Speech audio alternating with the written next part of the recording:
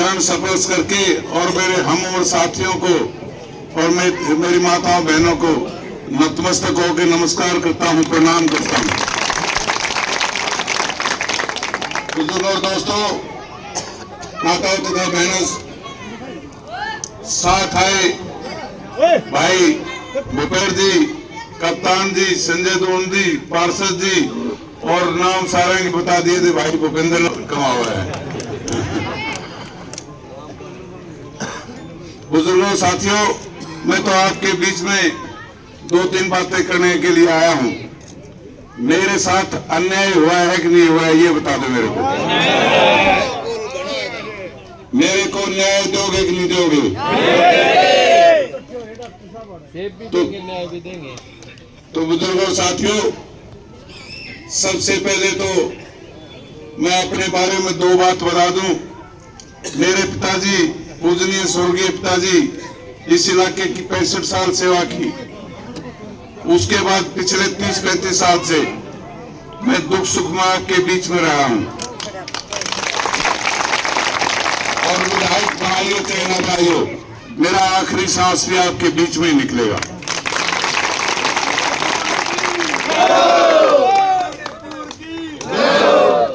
बुजुर्गों साथियों, हर एक आदमी की अपनी इच्छा होती है कि भी किसी का बेटा IAS बने, किसी का अधिकारी बने। मेरी भी पिछले 30-35 साल से एक इच्छा थी कि मैं लोगों के बीच में जाके सुख दुख में काम कर रहा हूं और मेरे को भी एक बार विधायक बना दे लोग, और मैं भी आप लोगों की इच्छाओं पे पूरा उतरूं, आपके कार्य पे पूरा उतरूं।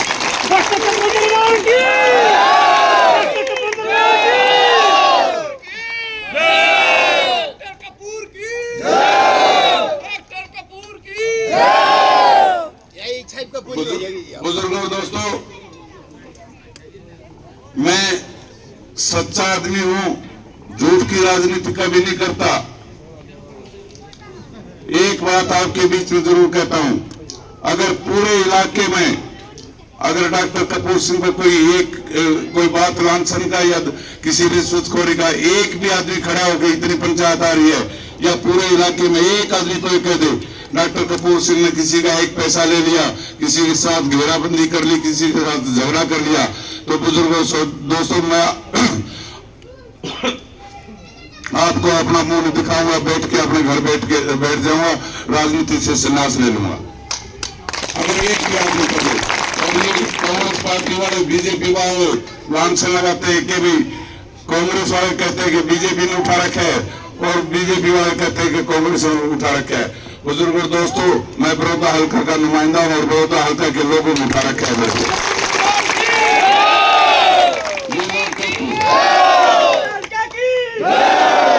ये लोग कहते हैं कि भाई ये डॉक्टर कपूर सिंह तो बनने के बाद पता नहीं कौन सी पार्टी में जाएगा, कांग्रेस में जाएगा, बीजेपी में जाएगा, पता नहीं कहां जाएगा। बुजुर्गों दोस्तों, मैं आपको यकीन और भरोसा दिलाना चाहता हूं, मैं ना कांग्रेस में जाऊंगा ना बीजेपी में जाऊंगा। जहां पूरा बड़ौदा हल्का की सरदारी 36 बिरादरी के लोग मेरा जहां कान पकड़ के छोड़ जाएंगे वहीं चला जाऊंगा। अगर ये भी काम नहीं करेंगे लोग कि हम कहीं नहीं जाना, अपने घर बैठ के काम कर। बुजुर्गों दोस्तों, इस पेड़ के नीचे बैठ के आप लोगों के काम करने का कार्य करूंगा। इन लोगों ने इलेक्शन तो आप जीत गए, अब बीजेपी वाले भी और ज्यादा कांग्रेस वाले कर रहे हैं, मेरे ऊपर अलग अलग एलिगेशन लगाते हैं। इनसे गुमरामत होना लोगों, इन्होंने तो हारते बौखलाहट पैदा होगी इनके दिमाग में, और ये कोई न कोई एलिगेशन लगाते हैं, गाड़ियों के आगे गाड़ी उड़ा देते हैं।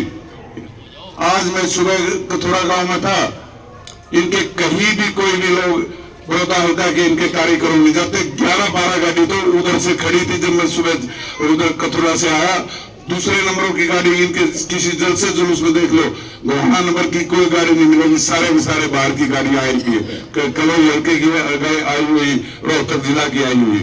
इनके जो भीड़ करते हैं, और हमारे इसमें देख लो एक भी आदमी किसी दूसरे बाहर का हो तो ये देख ले बुजुर्गों दोस्तों, क्योंकि आप लोगों का प्यार प्रेम आशीर्वाद और अंतरात्मा की आवाज पुकार रही है कि वे अब की बार डॉक्टर कपूर सिंह नरवाल। और इलेक्शन में नहीं लड़ रहे लोगों, 36 बिरादरी की सरदारी इलेक्शन अपने आप लड़ रही है। मैं तो एक मोहरा हूँ, आपको दर्शन देने के लिए आ जाता हूँ, आपके बीच में आ जाता हूँ। इलेक्शन आप लोग लड़ रहे हैं, और जब जनता इलेक्शन लड़ती है, सभी इतनी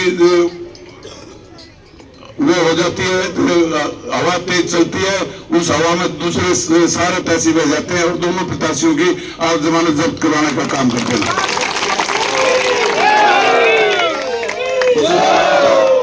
मेरे को यहाँ से विधायक बना के चंडीगढ़ भेजोगे। मेरे को पिछले 30-35 साल से हर पूरे बड़ौदा हल्का की हर समस्या का पता है मेरे को।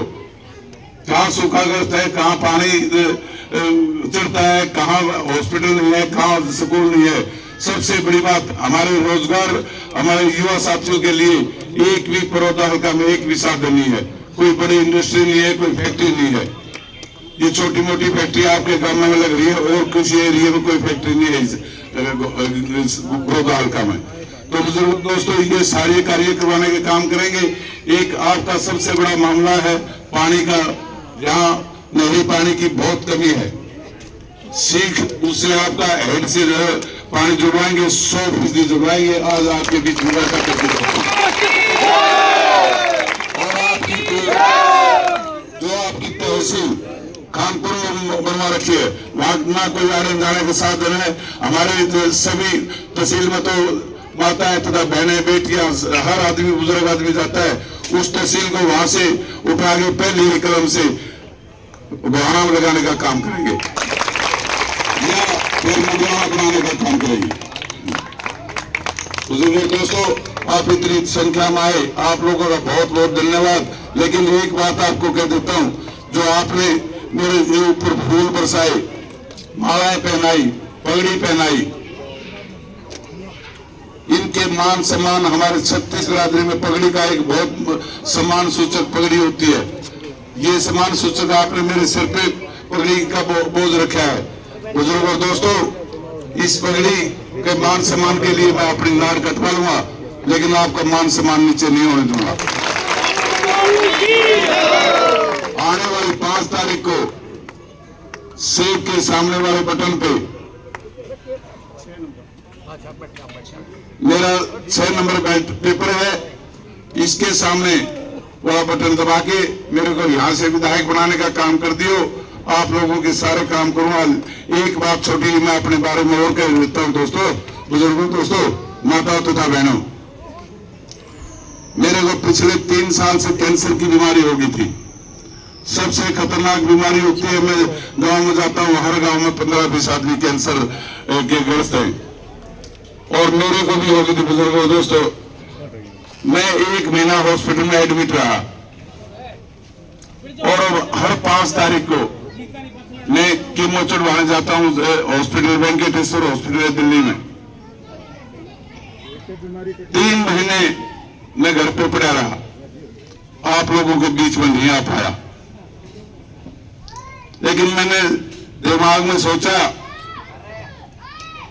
कि भाई यहाँ तो पड़े सड़कें मर जाए, कोई किसी तरह की कोई वो नहीं।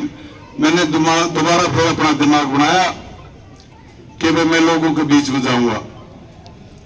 पिछले 3 साल से हर महीने कीमो करवाता हूं, और आप लोगों के सुख दुख में रहता हूं, और उसका परिणाम ये हुआ दोस्तों, आपके आशीर्वाद से, आपके प्यार प्रेम से मेरी बीमारी भी ठीक रहने के कगार पर आ रही है।